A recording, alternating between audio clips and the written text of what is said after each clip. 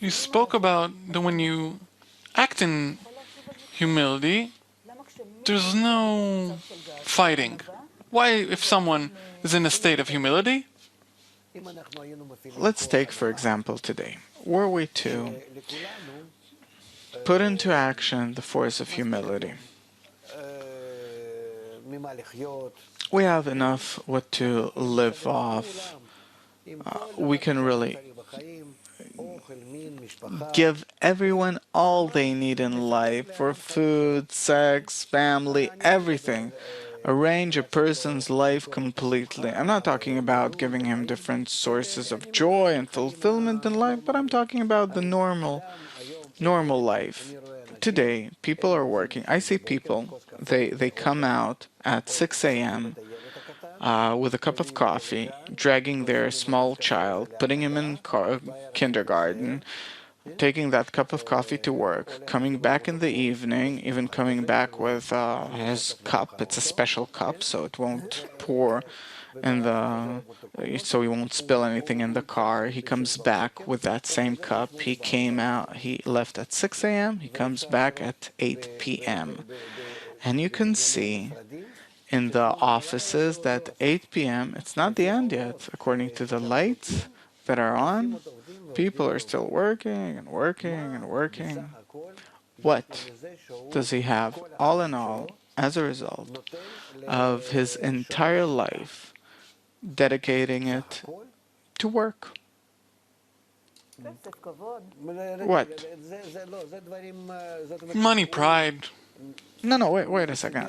He arranged for himself certain goals that it seems to him that by achieving these goals, he fulfills his life, he enjoys. All in all, there's no joy, there's no fulfillment of the goals, but he simply kind of runs around his tail because that's how he was taught to do, like everyone else. By this, I see our pride bringing us all in all to a state where we fulfill ourselves, we fulfill life with different businesses, engagements that there's actually no need for them per se, but to kind of drown us in this whirlpool. So the way I see that pride is working in us, what's good about it? I don't see that people are getting any happier, that they're coming to some nice good goal. No, they can't educate their children. The children, they throw them into the nursery and so on, and then kindergarten, and there's barely any connection with the kids, and it's all frustration.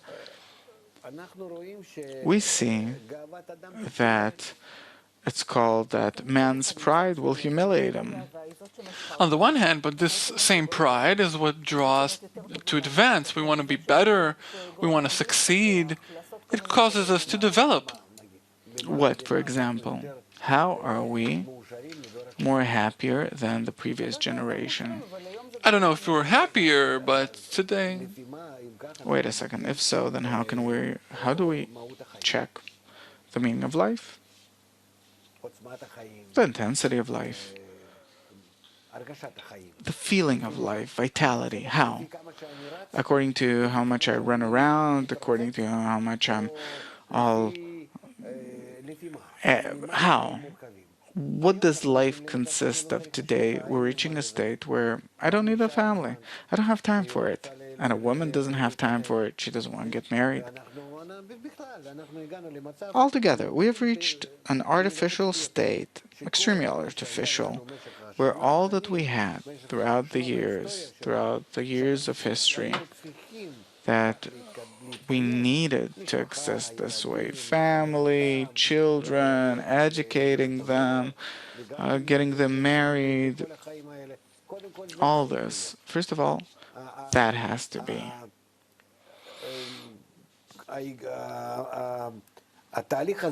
This process has to continue.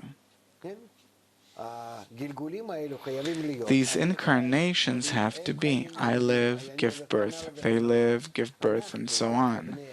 We, humans, today are bringing a stop to the human continuity, because today we're reaching a state that, first of all, if we have children, then it's one child. Secondly, we only half the people get married and have children, half don't. Meaning humanity is rapidly decreasing. I'm not saying whether it's good or bad, but the phenomenon is that we're going against life, against the natural process that's supposed to be. And it started especially in our generation. Well, suppose 50 years ago. And it follows that here we have reached a kind of a deviation, mutation, distortion, cancer, which developed out of the as if healthy development, because we thought about reaching good things. We thought about traveling in space and developing good things for everyone. We thought that everyone will have everything. We don't see that we're progressing there. These mutations, they come back in the form of the education system working against us, health system working against us. They tell us what they feel like. Now they're also selling us drugs, meaning we're undergoing some kind of a mutation. Our pride, the lack of humility, brings us to the general destruction. What could humility give us? Humility meaning for us to learn, study the laws of nature and try and keep them. Because the laws of nature, they're absolute laws. We can't understand that I can't jump outside of Earth's gravitational force formula. I can't do something against the laws of electricity. There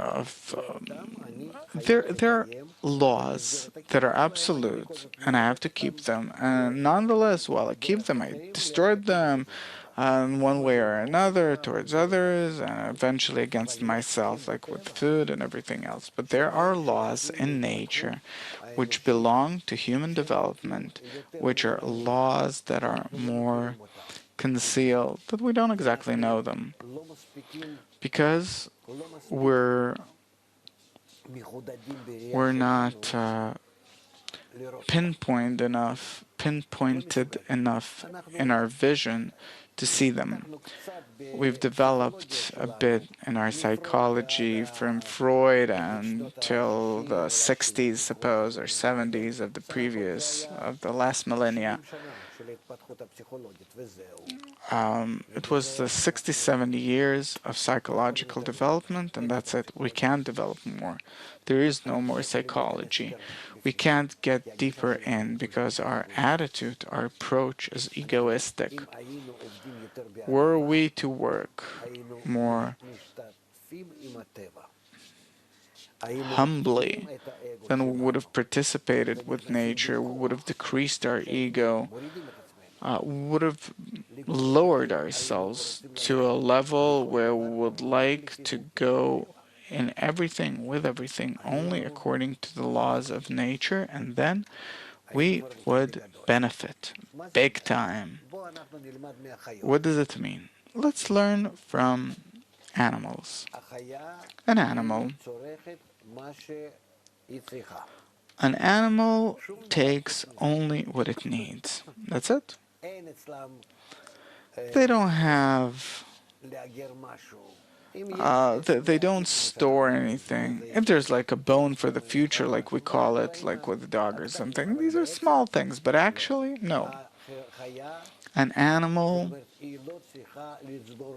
doesn't have to accumulate, store, and accumulate different things. It doesn't have to build a castle, but it's enough what it needs. It's enough for it. a doghouse for a dog and it's enough, or a hole in the ground, or living in a tree. Very simple, very natural. We have to do what's good, natural for a person, and not to look at each other who has more. We have to do the same with food. What's good according to our bodies, and that's it. And to educate us in that direction. We have to do what's good for human society, for the relations between us, that we don't eat each other. To lower and lower and develop humility, to bring, to lower ourselves to the level of man on the animate level.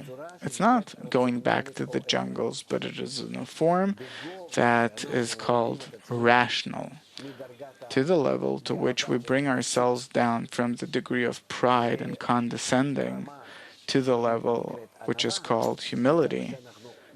As much as we lower ourselves in this entire depth that we go into, by that we start feeling out of the humility the law of nature that's operating on us. We start getting to know it, acknowledging it. The level from which we come down from pride to humility, this is our vessel, the means, the instrument and tool to get to know nature. Why did it develop us? Why did we develop to such a great pride? In order, together with it, to be in humility in our materialistic life. And then we start attaining the operating force in nature from that level. Now, at this point, or from this point, let's look at our development. Nature wants to all the time show us, through blows, that we do not develop correctly. All the time. All the time we want to show that your place is to be cleaved on to me, not to distance yourself, but to lower you necessarily, forcefully, through an effort, through a collective effort, collective for everyone. There are many things about how you bring pride down to the level of humility, but this is what nature constantly teaches us and accordingly gives us blows. And this is what we have to learn from that. Therefore, it's not simply the extent of humility that is a good and nice level, and it's not simply so that the sages said that it is the greatest and most important quality, but specifically through attaining humility. By that, we penetrate nature and we feel the inner engine which has developed our pride, our ego. And then, specifically by our ego, that we work against it and bringing it down, we start acknowledging the inner force of nature, and then we get into the internality of nature, and we achieve a different life. What is it good for me as a person to get to know this engine? I achieve a balanced life in this world like I live here, and besides that, I enter a new dimension. And what is it good for me? I achieve eternity. I become eternal like the whole of nature. I become whole and complete. I no longer associate myself with the animate level, that this is how my body is, and I no longer associate myself with the corrupted human being, that the only thing about him is the pride. But because you turned my great pride into great humility, by this I achieve the new dimension. Then what? I'm happier in it? I'm better off? Perfect fulfillment, the total achievement of everything.